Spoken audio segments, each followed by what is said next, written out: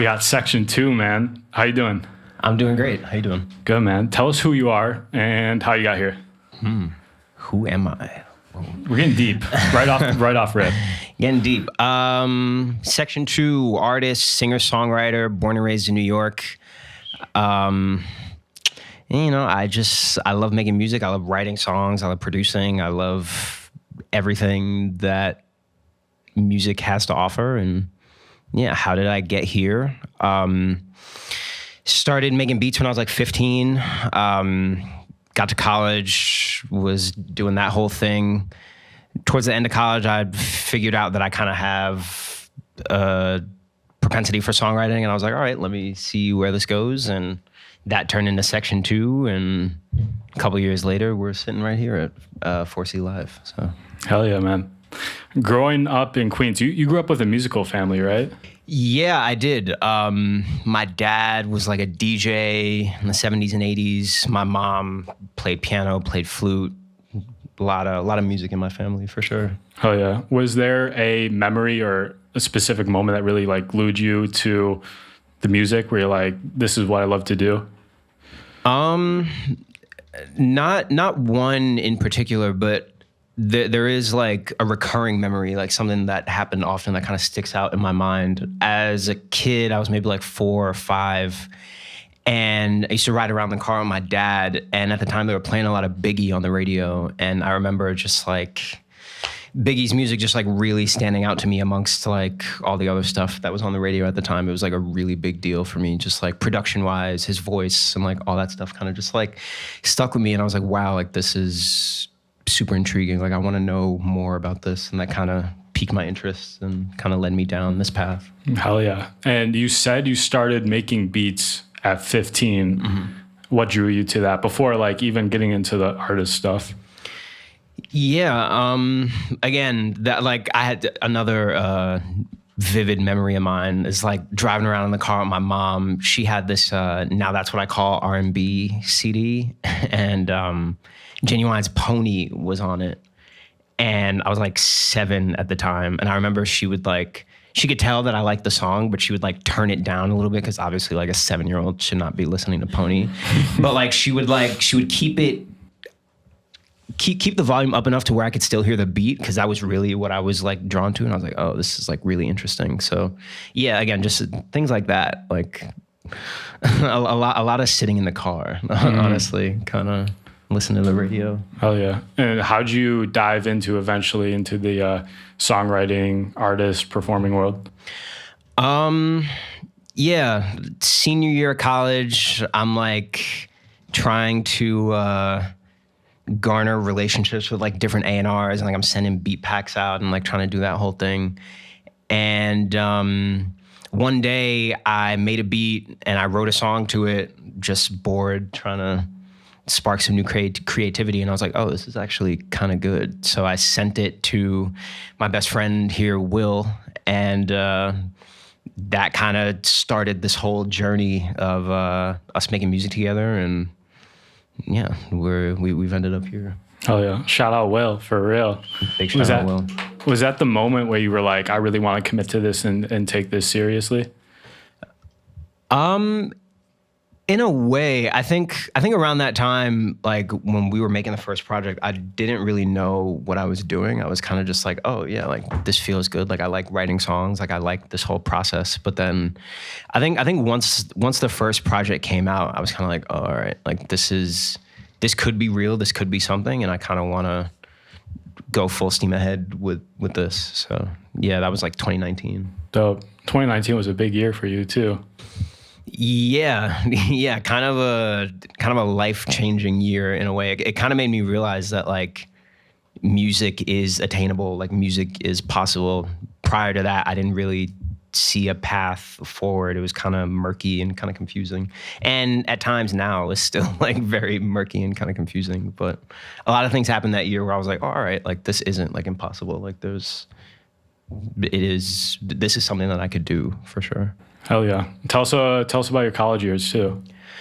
Yeah, college years were fun. I got a music degree, so I was just like doing a lot of a lot of music history, a lot of writing essays, and a lot of boring stuff. And looking back, like I hated college, but I think like I was doing so much writing at the time that in a way that kind of sparked my interest in songwriting. I obviously did not think about it that way back then, but looking back on it now, I can definitely say that like a lot of the essays and all the boring stuff that I was doing back then definitely like propelled me into songwriting for sure. Hell yeah. And talking about 2019 again, that is when you released Portrait. What do you remember about creating that body of work? And also for the people who aren't familiar with your discography, tell us about that as well. Yeah, so that time period was super interesting. This is like my very first songs ever. Like I've never tried to write songs prior to Portrait.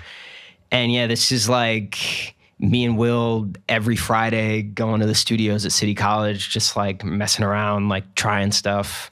I'm sending him demos during the week. We're going back and forth on ideas. And then we go to the studio Friday and like try and work it out. And something that really sticks out to me about that time is that like I did not know how to sing properly. Like at that time, I was like very, very much a novice when it came to singing, but like people connected with the songs, and they, again, like some of my biggest songs are still from that project, which blows my mind because I listen to it and I'm like I've become such a better singer, a better songwriter, whatever. But like that just goes to show that like music is music, and like people connect to what they're going to connect to, especially if it's good. So, hell yeah.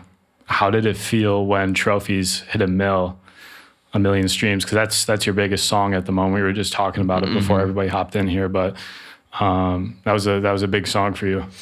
Yeah, it was again, it was another one of those like reassuring moments, like, oh, like no matter how insurmountable things may seem at the time, it's like, oh, like there are benchmarks, there are like goalposts that like honestly, I didn't even have that set for myself. I wasn't like, oh, like I want Trophies to hit 1 million streams. It was more just like I just want people to connect with the music. But then when something like that happens, it's like, oh, okay, like people are connecting with the music. It's being enjoyed somewhere in the world. So yeah, it's an incredible feeling, honestly. I try to detach myself from numbers as much as possible, because it's definitely like I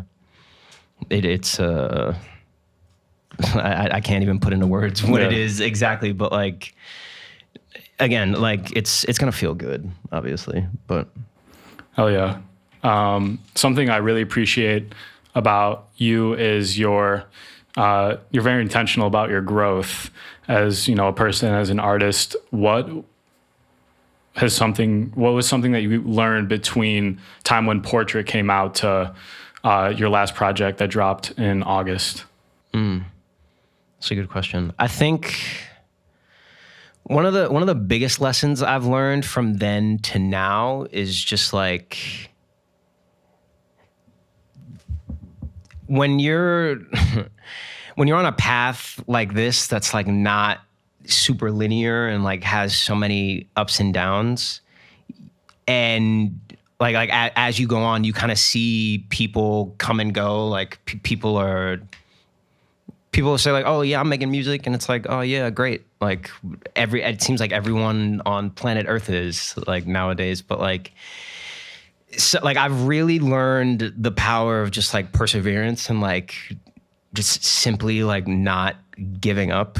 Like, and it sounds kind of cliche and kind of corny, but like really like sticking to what you know and like being confident in your abilities and what you know, like that it could take you to the moon. Like, again, which is kind of cliche and kind of corny, but like it's something that stuck out to me like these past couple of years for sure. Like this stuff really happens for people who just don't give up. Yeah, like, 100%. You say that's cliche, but that's the game right there. That's 100% of it. Speaking about that project as well, tell us about Forever Yours.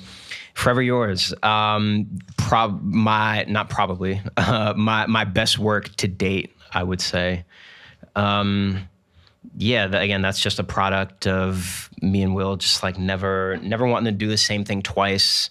I am a big proponent of that. Every project that I've done is like different from the next. I hate doing the same thing twice. And Forever Yours is like a really big example of that. Like just trying to push myself melodically, songwriting wise, structurally, just like I feel like that whole project is kind of like an exercise in that, just not staying stagnant, just always trying to chase the next thing.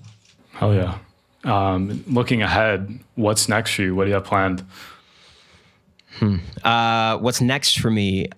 I think up to this point, I've put out a bunch of projects, and that's great. I'm definitely still an advocate for albums, EPs, etc. But I think moving forward, I want to try a different approach. Maybe try some singles, see how that goes for me. Again, just because it's something that I've never really done before. I've always been like I need to put out an album and I need to have like a full body of work. Typically because I don't know, but the way my mind works, I tend to write better songs, or at least I think I write better songs when like I'm writing with the intention of it going towards an album. And I'm actively trying to break that train of thought, but yeah, definitely got some singles lined up this year for sure. Hell yeah. As an artist, you know, success can be so unpredictable. How do you balance the highs and the lows in the journey? It is a balancing act for sure. I try to stay as level-headed as possible. I hate to say this, but I have become slightly jaded by the music industry, and again, just like the highs and lows. But like obviously, like when things come, I get excited and I can enjoy them. But I just never get too high, never get too low. The never get too low part is definitely more easier said than done. 100%. But yeah, I just try to stay even keel. Like, yeah, that's big for sure. Facts. And looking back on everything you've done so far, what's been like what's been your defining moment on the journey? My defining moment? That's a good question. Honestly, I think putting out Portrait was kind of like a defining moment for me. I feel like up until that point, like, I don't know, like people knew me as like, oh yeah, like Sean, like he makes beats, like he's trying to do the music thing. But then I feel like when Portrait came out, like people's just friends, family, whoever, like I feel like people's opinions started to change. They were like, oh, like wait, like you're actually doing the music thing. And that's not to say like I needed people's approval or I needed like eyes on what I was doing, but it was more just like, oh yeah, like I've known for a long time that like I have this in me and like I know I'm really good at what I do, but all right, yeah, like now other people see that and we can kind of all coexist in this space and know that I'm pretty damn good at what I do. So. Facts. Hell yeah. And if you can go back in time, tell your younger self when you're just getting started one piece of advice, what would it be? One piece of advice. You already have everything that you need. I feel like especially around the time that I started, I'd spent a lot of time like chasing this like invisible thing. It's like, oh, like I need the next connection. I need the next song. I need the next everything. But it's like there's no real need to chase, you know, like everything is within you. Everything you have, all the tools, like just chill out. That's a bar, right? Like, That's a like bar. It's not that deep. Hell yeah. And what do you want people to know about the next chapter for you, Section 2?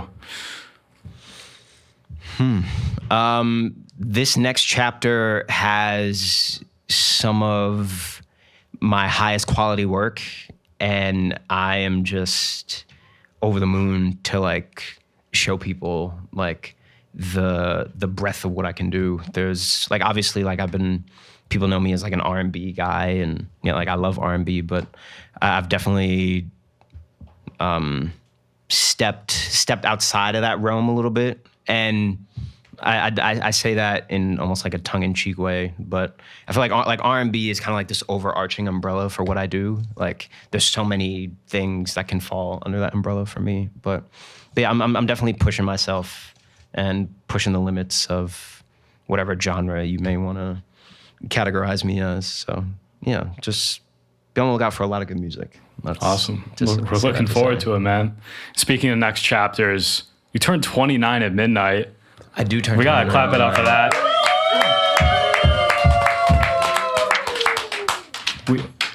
How's that feel? That might be I was about to say that might be the toughest question you've asked me all night. I feel. We got you a cake. A little cake. Oh, shit. Happy birthday to you. Thank you. Happy birthday to you. Wow, this is crazy. Happy birthday, dear Sean. Happy birthday to you. Hey. Thank you. Thank you. There you go. This cheesecake, by the way. I gotta make, in case you're allergic. Okay. Took the bite and then. Pretty good. I just realized I didn't answer your question. Yeah, I feel like the week leading up to my birthday is always like a contentious one. I'm always like, I'm getting old. What's going on? What am I doing in life? Whatever. But I don't know. I'm alive. Like I'm healthy. Like I'm doing what I love. So like, kind of just taking that in stride, and it is what it is. Hell yeah. Where can the people follow you on social media? At sectiontoo, sectiontoo, everywhere. There's an underscore on Instagram, but everywhere else, no underscore. sectiontoo. Amazing. Section 2, appreciate it. Appreciate you. Thank you.